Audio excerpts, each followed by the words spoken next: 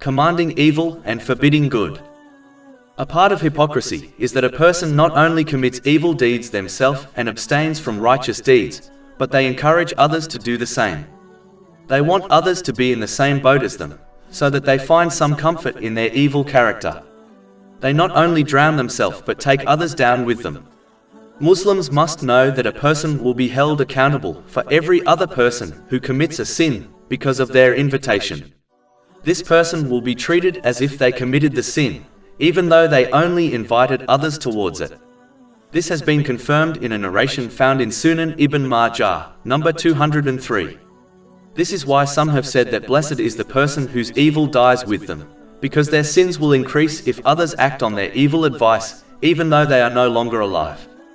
Over 400 free ebooks, audiobooks, infographics, podcasts and blogs available on our website, www.shakepod.com.